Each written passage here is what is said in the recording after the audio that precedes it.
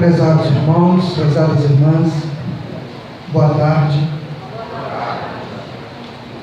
Desde que Jesus esteve aqui, há 2000 anos, que as comunidades cristãs começaram a ser montadas.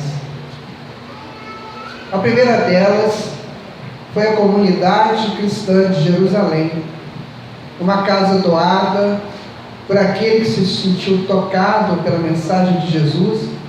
Ele doa uma casa que ficava numa estrada. Então eles deram o nome de Casa do Caminho. Ali foi a primeira comunidade cristã montada. E depois elas foram se multiplicando com o passar do tempo, saindo da Palestina, principalmente indo para a atual Turquia, que eles chamavam de Anatólia. Ali as comunidades foram crescendo.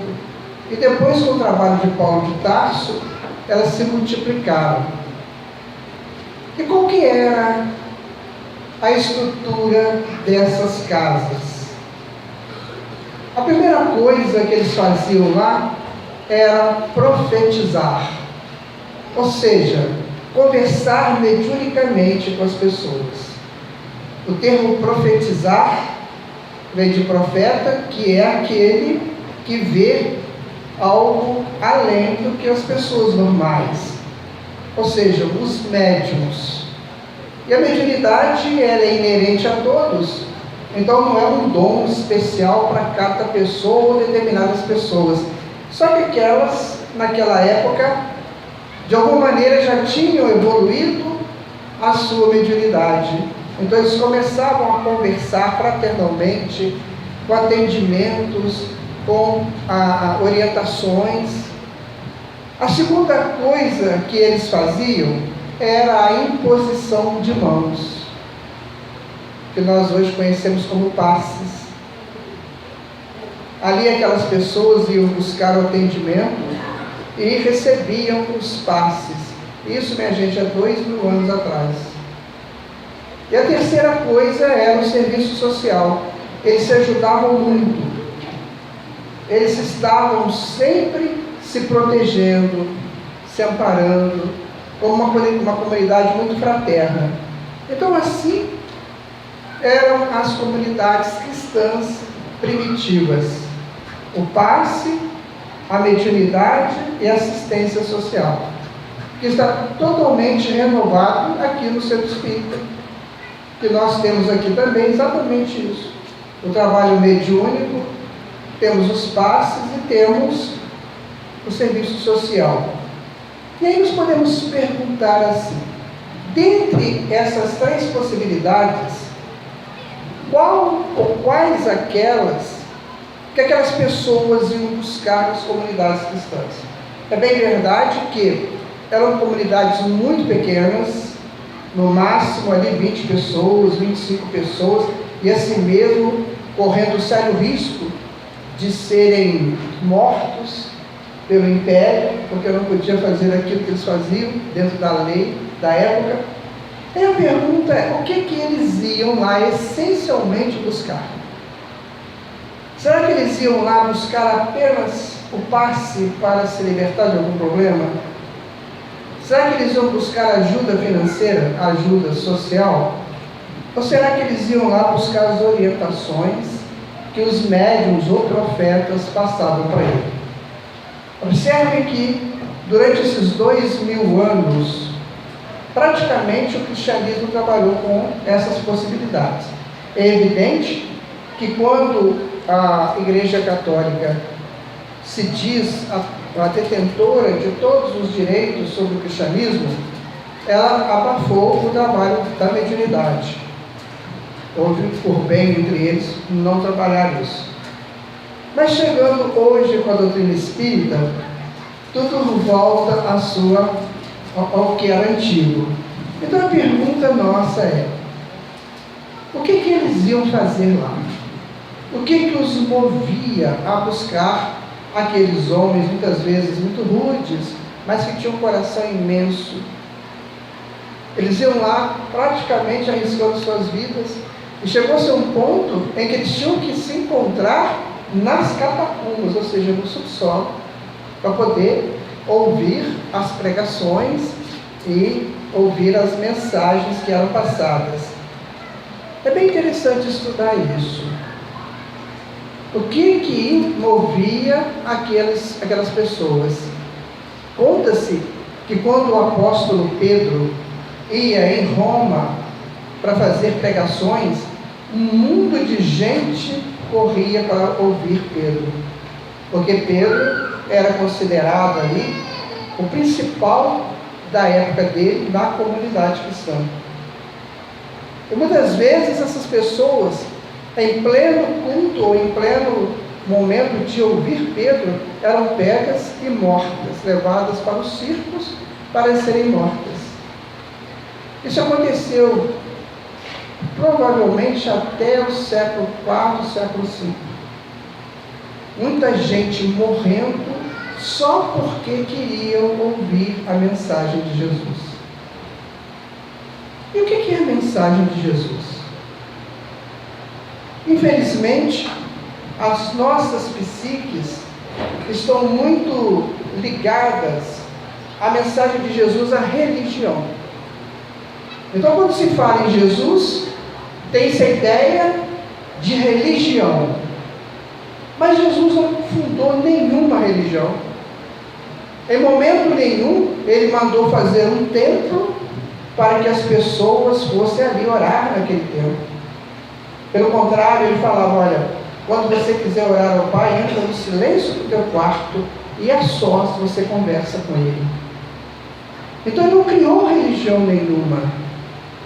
Mas como nesses séculos todos, esses 20 séculos, que nós encarnamos, desencarnamos várias vezes, nós sempre ouvíamos essa história. Então vamos ouvir o Evangelho? Vamos, ou então tem que ir na igreja, ou tem que ir a um templo que se pregue o Evangelho. Emmanuel coloca para nós que o Evangelho de Jesus é o sol da imortalidade. Aí já tem uma outra conotação.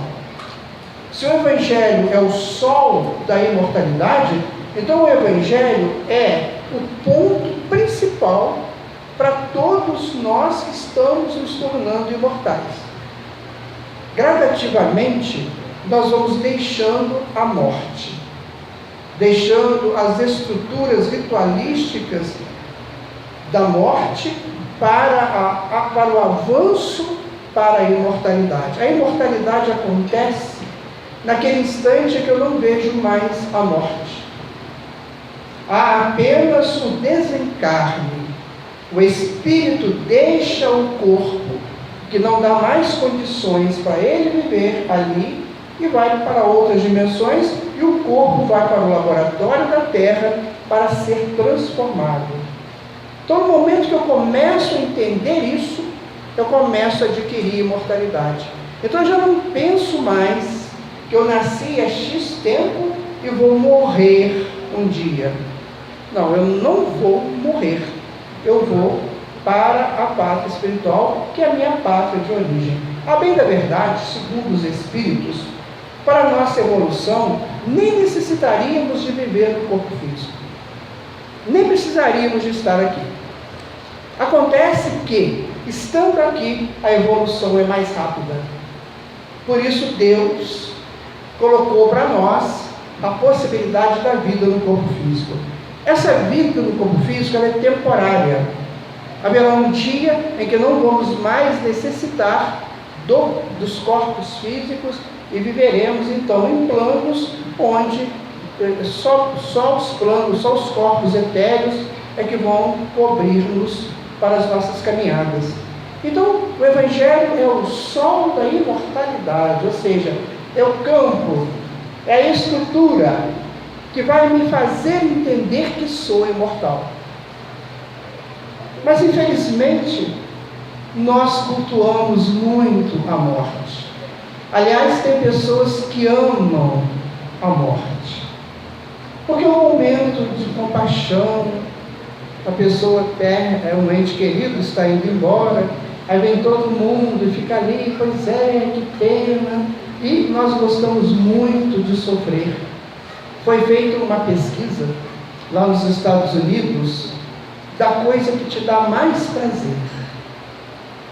Então, em quarto lugar, ficou o poder. Em terceiro ficou a riqueza. Em segundo ficou a posição social. E em primeiro ficou a dor. Incrível, né? Mas as pessoas adoram sofrer para ganhar comiseração alheia. Porque na dor é tudo muito interessante. Se nós somos crianças, o atendimento é diferenciado. Aquilo tudo que a gente gosta, papai e mamãe levam para a gente, vovó também, e vovô. Se a gente é mais adolescente, nossa, a gente faz a pronta, eu quero, acabou. E vai ficando mais velho também. Tem, quando chega a ser adulto, tem a bendita do atestado médico, que deixa a gente descansando em casa. Então a dor tem sido cultuada por nós. E qual que é, talvez, o ponto máximo da dor, se não seja a morte física? Você ouve a pessoa falar assim: fulano está com câncer. Aí você fala: nossa, coitado dele. Quando na verdade ele está se limpando de processos terríveis lá no passado. Ele está drenando aqueles complexos que o deixou enfermo. E aí a gente já fica planejando: quando ele morrer, eu vou ter que ir no enterro dele. Você já fica até arrumando a roupa. Que roupa que eu vou? Eu tenho uma roupa preta, se eu não tiver, eu tenho que comprar. Aí já fica de olho de ter uma promoção para comprar uma roupa preta. Nós gostamos disso, sabe? Daquele momento fúnebre, aquela coisa. Então, enquanto estivermos assim, nós não veremos o sol da imortalidade. Enquanto estivermos assim, o Evangelho vai passar por nós e para nós como apenas um dito de alguém lá no passado. Acontece que Jesus veio aqui há 2000 anos. Ele veio numa época em que a Terra estava começando a se preparar para entrar num novo ciclo. Então ele veio estruturalmente naquela época. Ele não veio por acaso há 2000 anos. Não foi assim: vou nascer. Não foi desse jeito. Isso foi alinhado com o sistema solar. Quem diz isso é Emmanuel. Emmanuel fala que quando foram preparar a vinda de Jesus na Terra, todos os espíritos diretores, todos os cristos diretores do sistema solar reuniram-se aqui próximo da Terra para estabelecer os parâmetros da vinda de Jesus. Está no livro A Caminho da Luz, psicografado por Chico Xavier e o Espírito Emmanuel. Olha a importância da vinda dele. Então ele veio naquela época. Naquela época, a Terra estava começando a se preparar para sair de um ciclo, porque ela estava num ciclo de ascendência, ela ia entrar num ciclo de descendência. Quando ela está na ascendência, ela está virada contra o núcleo da galáxia. E quando ela está na descendência, ela vira para o núcleo da galáxia. Pode ser que isso não vale nada, né? Mas vamos dar um exemplo. Vocês já viram que já são quase 5 horas da tarde? Como é que esse dia voa? E voam todos os dias, porque já é o efeito que a Terra está recebendo desse núcleo da galáxia. Então Jesus veio há 2000 anos e colocou para nós a mensagem. É como se ele dissesse assim: eu vou dar para vocês 2000 anos, para vocês chegarem próximos do Evangelho, para vocês tomarem um conhecimento, quem sabe se interessar, quem sabe até vocês passam a divulgá-lo também. Mas ele sabia que não ia ser assim, numa totalidade. Por isso que grandes missionários dele vieram aqui ao longo desses 2000 anos para fortalecer o Evangelho de Jesus. Agora mesmo vocês cantaram aqui a música do Francisco de Assis e da irmã Clara, não é? Então, foram 2 grandes espíritos missionários que estiveram aqui em nome de Jesus para fortalecer as pessoas, convidar as pessoas para estudar o Evangelho. E assim todos os outros. Aí nós viemos rolando nesse tempo. Passava uma encarnação inteira. A gente falava assim, não vou lá nada, bobagem, não vou lá não, quero ouvir essas coisas não, sabe? Vai falar a mesma coisa. E a gente passou 2000 anos quase que alheios às profundas mensagens desse sol da imortalidade. Até o ano 1857, a coisa estava muito conturbada em termos do cristianismo, muito. Mas a partir de 1857, com a vinda do Livro dos Espíritos, aí esse evangelho foi renovado para todo mundo. Então, nesses 161 anos que se passaram desde aquela data da montagem e da publicação do Livro dos Espíritos, as pessoas puderam ter uma aproximação maior. E muita gente aproveitou. Muita gente que deixou para trás aqueles anos todos, aqueles séculos, começaram a buscar nos livros espíritas as informações que os colocassem mais próximos do Evangelho. Então Emmanuel vai completar a fala dele. Ele vai dizer: o Evangelho é o sol da imortalidade, refletido, espelhado pela doutrina espírita nessa atualidade. Então nós temos hoje o Evangelho de volta. Aí vem a grande notícia, Essa notícia eu queria que vocês guardassem no fundo dos seus corações, que vocês pensassem muito nela, independente da tua idade, sabe? Independente de sexo, de ideais, mas guardem isso no fundo do coração. Esses 2000 anos, nós tivemos a chance de querer ou não querer, de brincar que quer e de ser rebelde que não quer. Nós teremos mais 2000 anos. Esses 2000 anos não poderão ser mais assim. Agora não tem mais tempo. Agora a coisa funciona assim: você vai ou não vai entender isso? Vai estudar e viver isso? Porque se você não fizer assim, lamento, mas você não suportará viver na Terra. Você vai achar isso aqui muito chato, vai sentir muitas dificuldades, vai se sentir um peixe fora d'água, porque a Terra vai modificar completamente a sua estrutura. Provavelmente, daqui a um tempo, nós teremos que modificar a contagem do nosso tempo. Não poderemos mais ter janeiro, fevereiro, março, abril. Teremos que fazer, talvez, de 3 em 3 meses, fazer um só, porque o tempo vai acelerar e vai passar muito rápido. Então mudam todas as estruturas. E como é que eu vou viver nessa nova estrutura? O Evangelho nos explica tudo isso. É importante que saibamos que o Evangelho de Jesus não é absolutamente texto teológico. Ele é texto científico, filosófico, com fundos, com encaminhamentos morais que levam o homem a Deus. Se eu não começar a entender isso, eu vou me perder por aí. Veja o caso da ciência. A ciência tem uma frase que ela é bem interessante. Ela diz assim: isto é a lacuna de Deus. O que significa isso para a ciência? É quando uma coisa ela não consegue explicar. Surge uma determinada questão lá que ela não sabe explicar. Por exemplo, já sabe que o átomo é o conjunto de partículas, conjunto de ondas, enfim. Mas quem criou esse negócio? Surgiu do acaso, mas esse acaso é muito maravilhoso. O acaso não dá certo. O acaso é uma hipótese, e você tem uma teoria complexa. Então, como a ciência não tem resposta, ela chama isso de lacuna de Deus. Aí alguns cientistas admitem, deve ter um ser criador.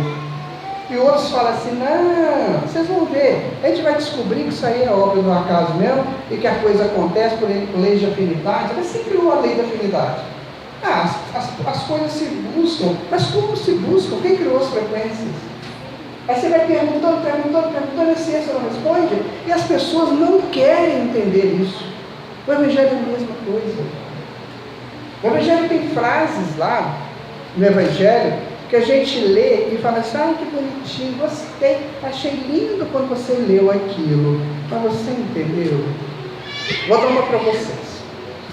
Jesus, certa feita, ele estava sendo muito perseguido pelos fariseus, pelos saduceus.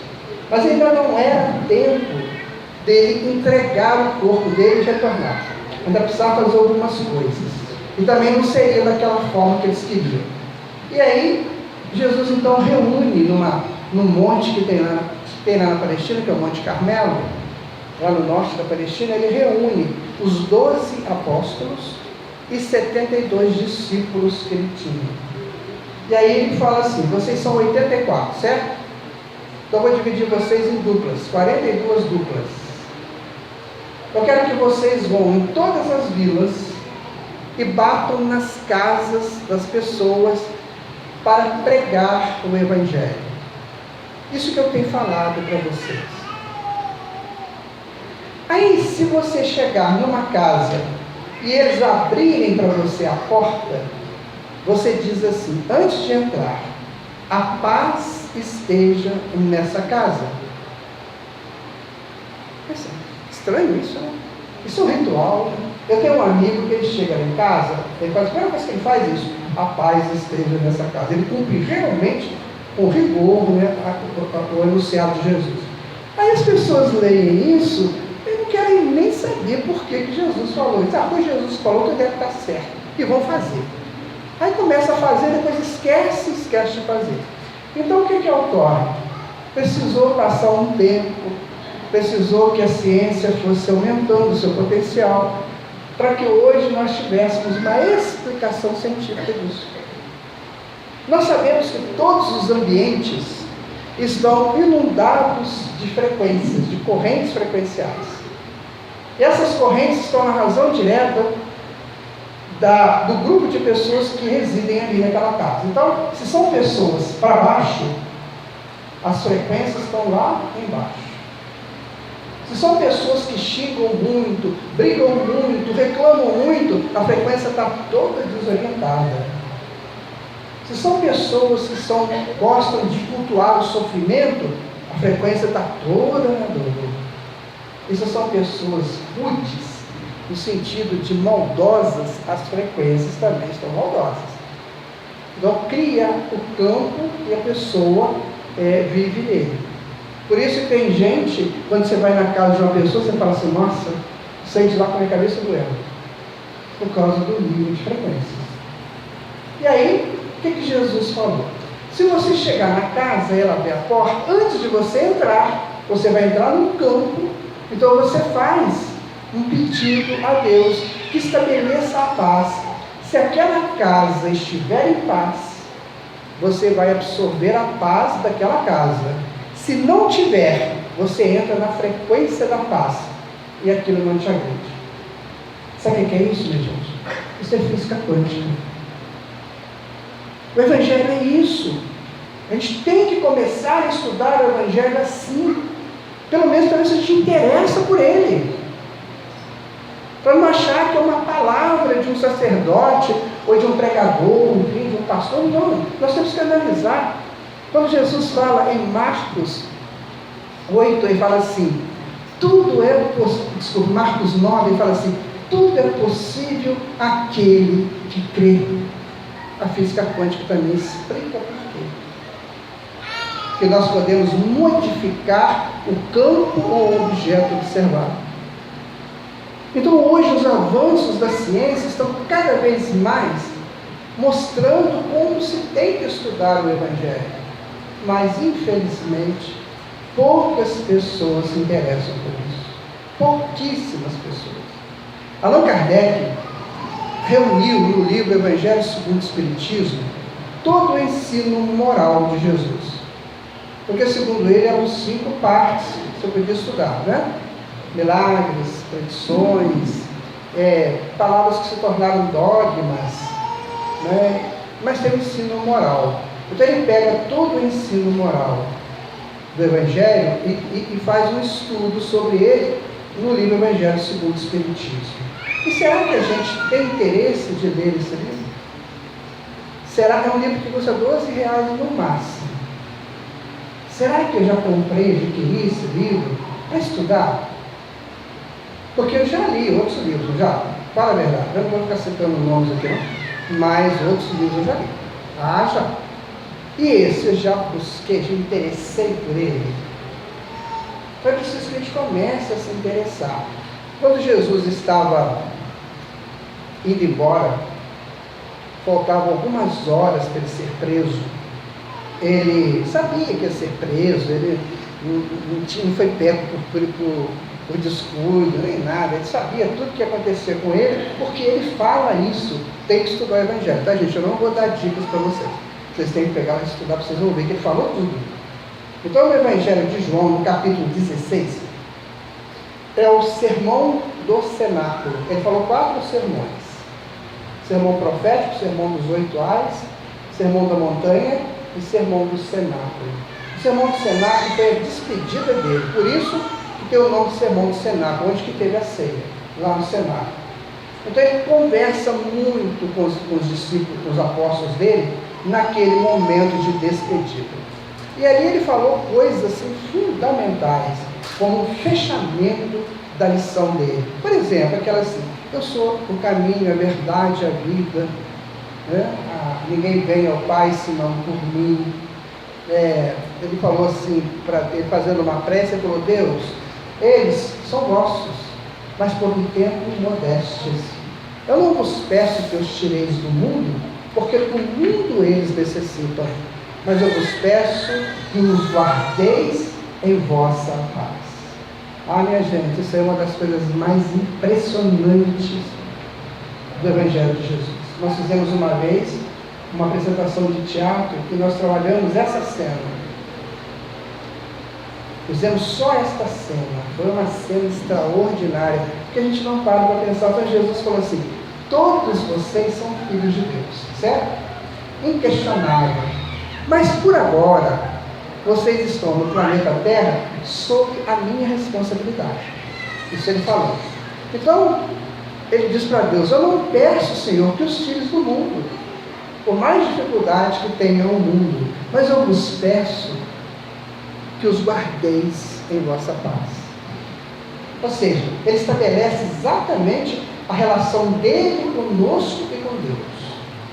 Então, se você fizer um estudo disso com gráficos, com uma apresentação didática, você vai ver que tem movimentos interessantes só nessa fala. Isso aí, minha gente, dá para a gente estudar de 70 formas diferentes.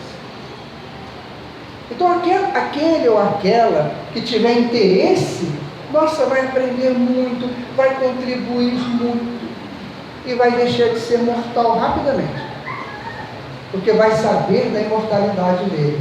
Então, nesse momento que ele estava despedindo, ele vai falar uma frase, que eu sou apaixonado por essa frase. Está no capítulo 16, no versículo 33.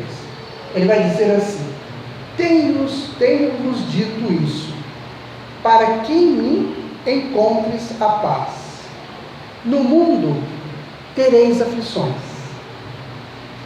mas eu venci o mundo.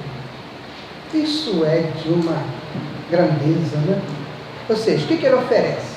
Oferece a paz que vai fazer com que a gente vença as nossas dificuldades, porque nós vamos ter aflições, com certeza, todos temos, num grau qualquer, todos temos as nossas aflições, quer sejam geradas nessa encarnação ou em outra encarnação, mas nós temos acertos a serem feitos e precisamos fazer esses acertos.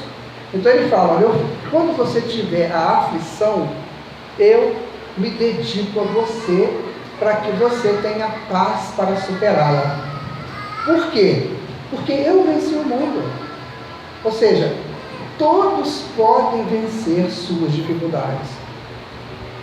E a gente vai começando a estudar essas informações do Evangelho, a gente começa a entender o seguinte: nós não estamos sozinhos. E nós, principalmente, nós não somos o mundo e nem a sociedade como um todo. Nós somos partes deste mundo. Tem pessoas que acham que o mundo é ele ou ela, que tudo que tem é ele ou ela. Ele não abre mão dos seus fundamentos. É o que ele pensa e acabou. Mas não é assim. Cada um de nós é um mundo individual, sim. Cada um de nós é uma estrutura espiritual diferenciada, única. Mas eu não sou o único entre todos. Então, por exemplo, eu tenho uma estrutura, certo? Eu gosto, por exemplo, do azul. O azul é a cor mais maravilhosa, porque o céu é azul, porque as águas costumam ser azuis, enfim. Eu tenho o azul como uma referência extraordinária. Agora, coitado de quem gosta do amarelo. O amarelo é uma cor gritante, aviltante. Ah, não, o azul é que é bom, só que o outro gosta do amarelo. E aí? Por que ele gosta do amarelo? Ele gosta do amarelo porque o amarelo tem a cor que o conduz mais rapidamente à apropriação dele mesmo. Enquanto que o azul apropria um. Então tem pessoas que não entendem assim. Tem pessoas que falam: mas você é muito burro, você não sabe que é isso que está certo? Não. Você está certo para você. Mas o conjunto é de uma multidiversidade imensa. Aí a natureza nos mostra isso.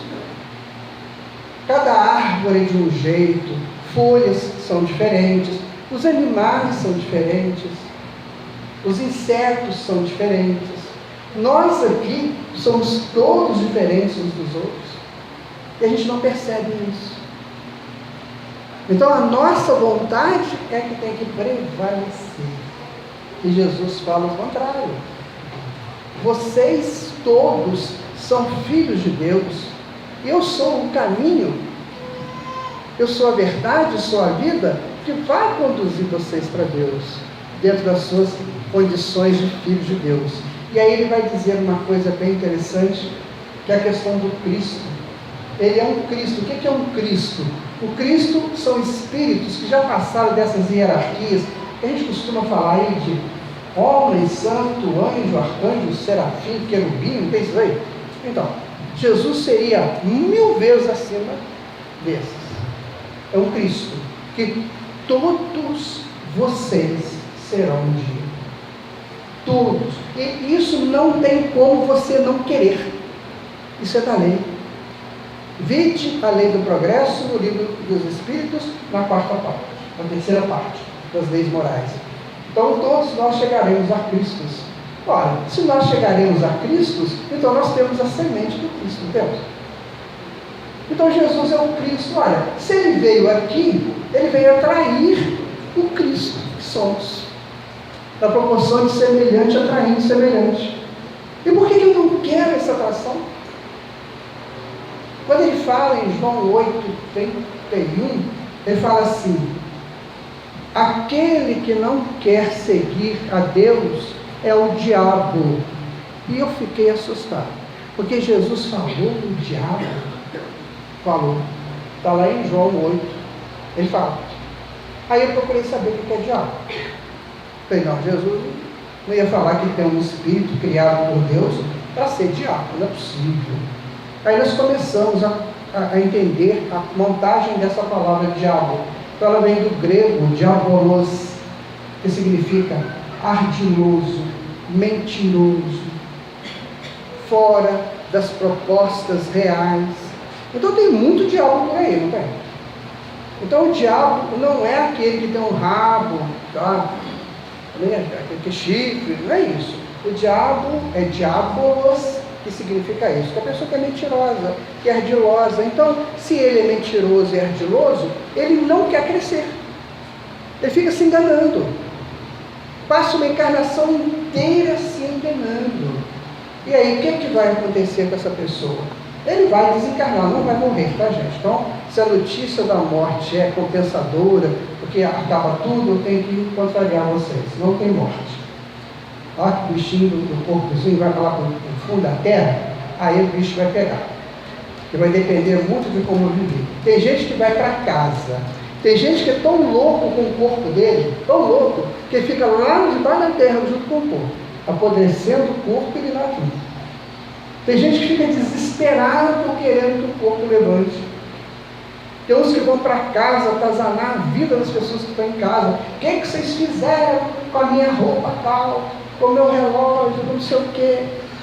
E fica nessa agonia, porque não tem noção de que ele agora não vai precisar mais nada disso.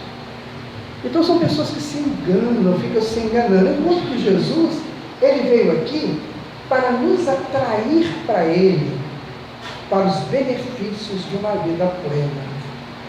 Então, minha gente, vou repetir a frase. Tenho-vos dito isso, para que em mim encontres a paz.